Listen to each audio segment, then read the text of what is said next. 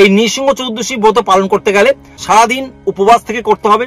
যারা একান্ত পারবেন না তারা জল খেয়ে করবেন, যারা জল খেয়েও পারবেন না তারা ফলমূল দিয়ে আহার করে ব্রত করতে পারেন। হরিভক্তি বিলাসে উল্লেখ আছে, যাদের জীবনদায়ী ওষুধ সেবন করতে হয় তারা অবশ্যই ওষুধ আপনারা খেতে পারবেন। সন্ধ্যেবেলায় আবার পুনরায় আপনি স্নান করবেন, শুদ্ধ বস্ত্র পরিধান করবেন, চিত্রপটে আপনি অভিষেক করতে পারেন, ভগবানের সেই চরণ কমলে তুলসী পত্র আপনি নিবেদন করবেন, কতটি বেশি তুলসী পত্র নিবেদন করা যায়, সুন্দর পুষ্প দেবেন, বিশেষ বিশেষ ব্যঞ্জন ভোগ আপনারা রন্ধন করতে পারেন। ভগবান নৃসিংহদেবের একটি বিশেষ পানীয় আছে, সেটার নাম হচ্ছে পানকম। এই পানকমটি অবশ্যই আপনারা নিবেদন করবেন।